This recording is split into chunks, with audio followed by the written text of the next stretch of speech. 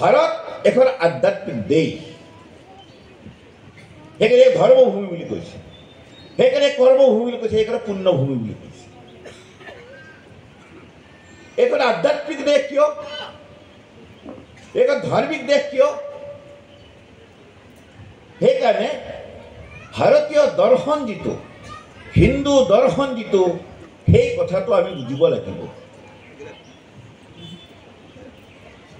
আজিৰ পৰা কেইবা লক্ষ বছৰ আগত, মই ক'লো নহয় 197,29,49,125 বছৰ আগত ব্ৰহ্মাই এই জগতখন সৃষ্টি কৰিছে, পাতনি মেলিছে। তো ব্ৰহ্মাই সৃষ্টিকৰ্তা, ব্ৰহ্মা জগতখন সৃষ্টি কৰাৰ কথা কিয় আহিলে? তো ব্ৰহ্মা অকলে আছিলে, বাকী কোনো নাছিলে। তো ব্ৰহ্মাৰ মনত এদিন প্ৰশ্ন, এটা চিন্তা আহিল, মই অকলে আৰু কিমান দিন থাকিম? অকলে অকলে থাকি মই বৰ হৈ গৈছোঁ। গতিকে মই একৰ পৰা অনেক হ'ব লাগিব। একোহম বহুশ্যাম, মই একৰ পৰা অনেক হ'ব লাগিলে, মই একৰ পৰা অনেক হ'ব লাগিলে, এই চিন্তা ভাৱনা যেতিয়া ব্ৰহ্মাৰ মনত আহিল, তেতিয়া কোৱা হৈছে প্ৰথম সৃষ্টি হৈছিলে আকাশ। এতস্মাদ্যা আত্মদা আকাশঃ সম্ভূতঃ, প্ৰথম আকাশ সৃষ্টি হৈছিল। আকাশৰ পিছত সৃষ্টি হ'ল আকাশ বায়ু, আকাশত বায়ু। আকাশৰ পিছত সৃষ্টি হ'ল বায়ু। প্ৰথম সৃষ্টি হ'ল আকাশ, আকাশৰ পিছত সৃষ্টি হ'ল বায়ু। বায়ুৰ পিছত বায়ুৰ অগ্নিহি, বায়ুৰ পিছত সৃষ্টি হ'ল অগ্নি। অগ্নিহি আপহ, অগ্নিৰ পিছত সৃষ্টি হ'ল জল। আৰু জলৰ পিছত অদব্যঃ পৃথিব্যাঃ, জলৰ পিছত সৃষ্টি হ'ল ভূমি। আৰু ভূমিৰ পিছত সৃষ্টি হ'ল পৃথিব্যাঃ ঔষধয়ঃ, ভূমিৰ পিছত সৃষ্টি হ'ল বনস্পতি, এই গছ গছনিৰ উদ্ভিদবিলাক। তেতিয়ালৈকে আমি সৃষ্টি হোৱা নাই। আৰু উদ্ভিদ সৃষ্টি হোৱাৰ পিছত সৃষ্টি হ'ল অন্ন, এই ফল মূলবিলাক। আৰু অন্ন সৃষ্টি হোৱাৰ বহুত বছৰ পিছত সৃষ্টি হ'ল এই জীৱাত্মাবিলাক। ভাগৱতে যি 84 লক্ষ যোনিৰ কথা কৈছে, এনেকৈ ব্ৰহ্মাৰ মনত একৰ পৰা অনেক হোৱাৰ বাসনা যেতিয়া আহিল, প্ৰথম সৃষ্টি হৈছিলে আকাশ, আকাশৰ পিছত সৃষ্টি হৈছিলে বায়ু, বায়ুৰ পিছত সৃষ্টি হৈছিলে অগ্নি, অগ্নিৰ পিছত সৃষ্টি হৈছিলে ভূমি, ভূমিৰ পিছত জল, জলৰ পিছত সৃষ্টি হৈছিলে ভূমি, যাক আমি পঞ্চভূত তত্ত্ব বুলি কওঁ।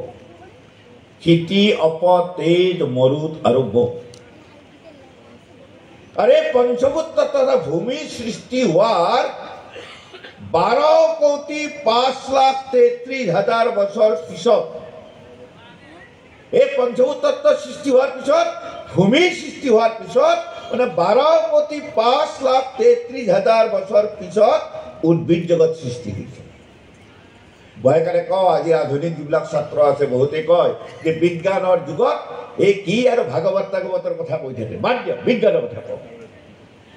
আজিৰ আধুনিক বৈজ্ঞানিকবিলাকে কৈছে যে পৃথিৱীৰ আয়ুস আনুমানিক 200 কোটি বছৰ। একুৰেট ক'ব পৰা নাই, আনুমানিক 200 কোটি। আৰু আমাৰ ভাগৱতে কৈছে আনুমানিক নহয়, পৃথিৱীৰ বয়স কিমান? 197,49,125 বছৰ।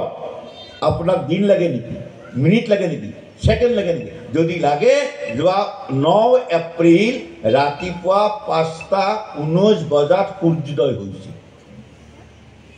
তো 9 এপ্ৰিলৰ 5:19 পৰা আজিলৈকে 10, 11, 12, 13, 14, 15, 16, মানে 7 দিন। তাৰমানে 197,29,49,125 বছৰ 7 দিন।